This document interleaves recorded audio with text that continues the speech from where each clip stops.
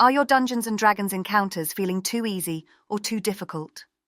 Finding the right balance can make your game truly epic. Today, we're diving into several key strategies to create balanced encounters that challenge and thrill your players.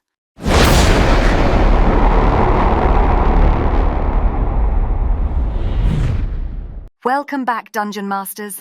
Today we're going to explore how to create balanced encounters in D&D, using some simple yet effective strategies. First up, you must know your party. Understanding your players' strengths and weaknesses is crucial. Are they heavy on melee combat, but light on magic? Tailor encounters to challenge their skills without overwhelming them.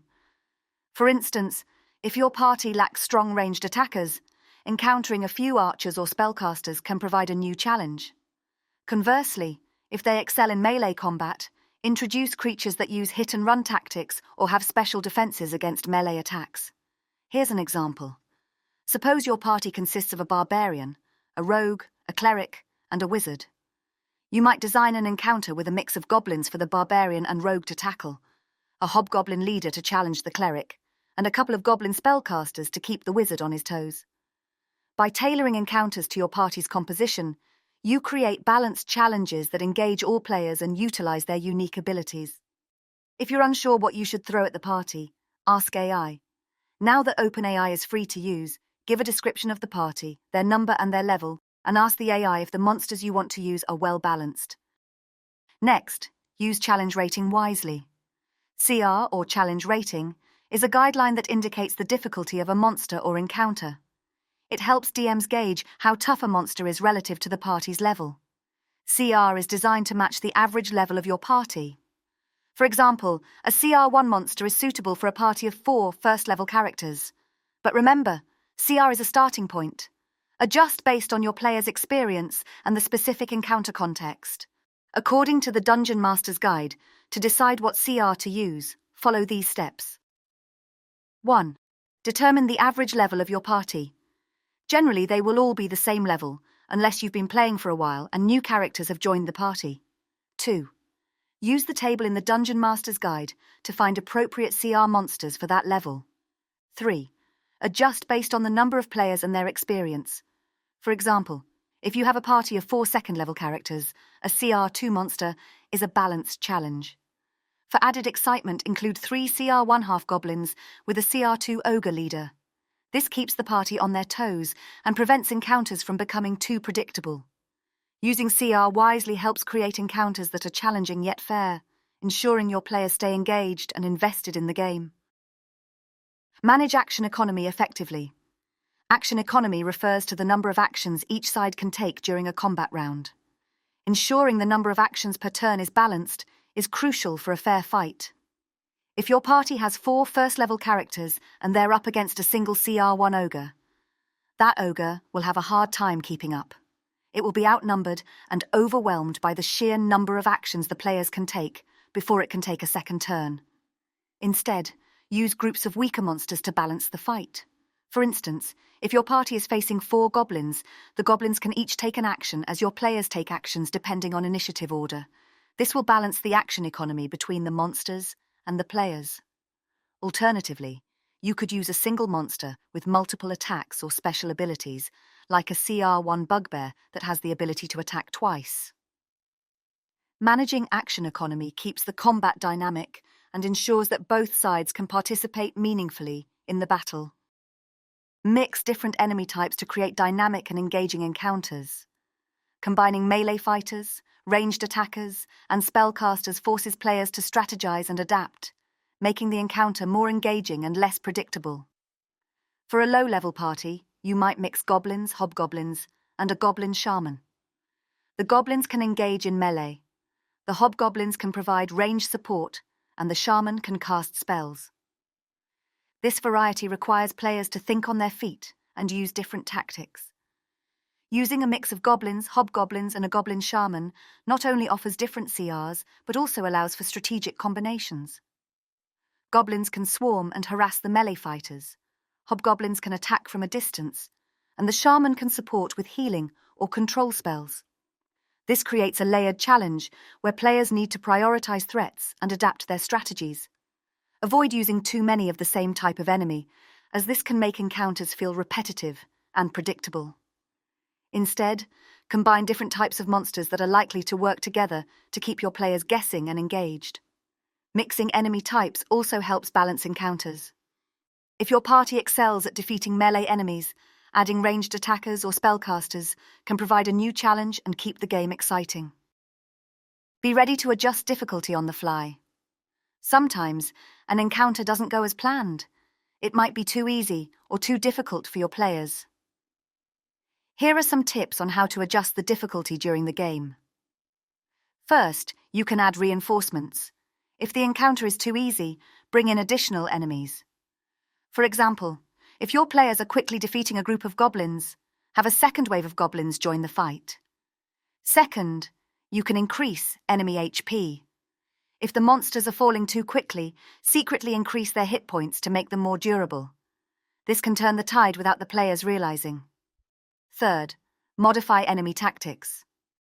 If the monsters are not challenging enough, have them use smarter strategies. For example, goblins might start using hit-and-run tactics or targeting the party's weaker members.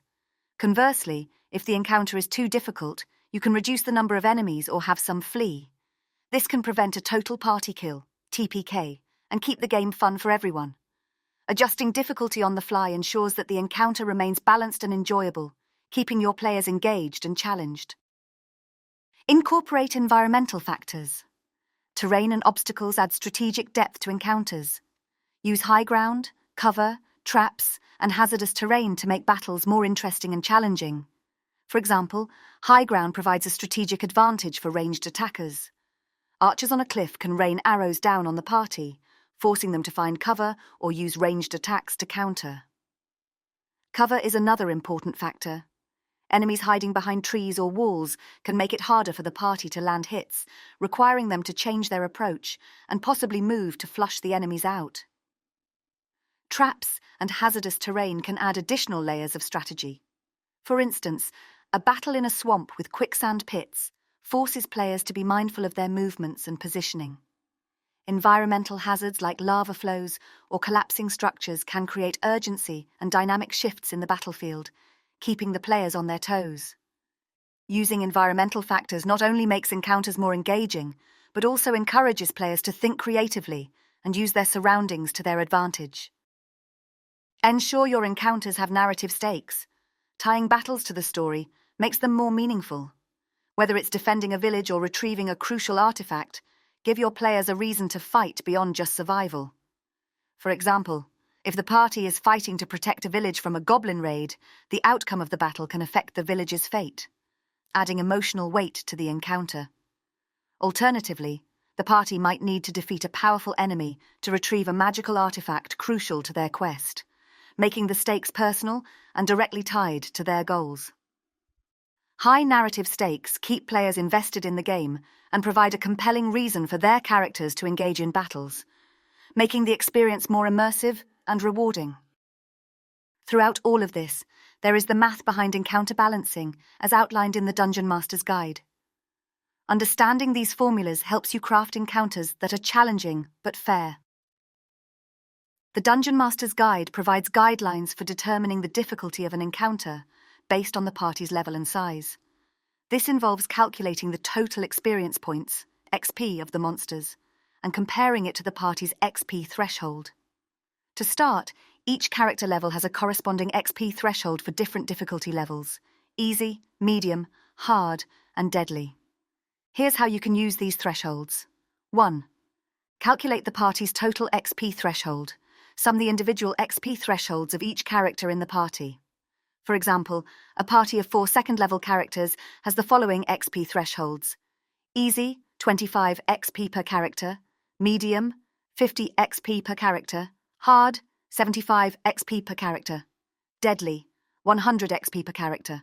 So, the total XP thresholds for the party are: easy, 100 XP; medium, 200 XP; hard, 300 XP; deadly, 400 XP. Next, calculate the total XP of the monsters in the encounter. Use the XP values provided in the monster manual. For example, 4 goblins, each worth 50 XP, would have a total of 200 XP. Finally, adjust the total monster XP for the number of monsters. The more monsters in the encounter, the more challenging it becomes. Use the multiplier provided in the Dungeon Master's Guide. 1 monster times 1, 2 monsters times 1.5, 3 to 6 monsters times 2, 7 to 10 monsters times 2.5, 11 to 14 monsters times 3, 15 or more monsters times 4. For example, if you have 4 goblins, 200 XP total, the multiplier for 3 to 6 monsters is times 2. So the adjusted XP is 200 times 2 equals 400 XP. Compare this adjusted XP to the party's total XP thresholds. In this example, 400 XP is a deadly encounter for a party of 4 second-level characters. Adjust the number and types of monsters to achieve the desired difficulty level. Understanding these mathematical formulas helps you create encounters that are balanced and challenging, ensuring an exciting game for your players. Of course, no one actually does any of the math. At least no DM I've ever talked to. I suppose if you're really into math and you enjoy doing the calculations, you might. The problem is the math is what allows you to ensure that whatever monsters your party encounters, in challenge rating and number of monsters, are balanced properly for the group. Without the math, you're just guessing at how balanced the encounter really is. That's why you always find yourself adding or subtracting monsters in the middle of combat, or your combat runs too fast or too slow. To solve this problem, we made the Encounter Creator for Dungeon Master Tools. It does all the math for you, based on a few simple inputs. You tell it the encounter difficulty, easy, medium, hard or deadly. You give the total number of party members and the level, or average level of the party. And last, you give it the number of monsters you'd like the party to encounter. Simple as that. Now, chances are, doing the math, there may not be any monsters that meet your input criteria. If you were doing all the math by hand, that would be frustrating, especially if it keeps happening over and over. With the Encounter Creator, you just drop the number of monsters by 1, or you can change the difficulty. I usually drop the number of monsters and click the Roll Encounter button. I continue to do that until I get a list of monsters. Every monster on the list is a balanced encounter in the number you chose. Since they are all balanced, if the total number of monsters is 4, you can use 4 of the same monster. Or you can mix and match with any of the monsters in the list. This allows you to mix enemy types, as discussed earlier. It is the easiest way to create an encounter you've ever used. No more guessing. No more calculating, only to find out no monsters work. Just point and click.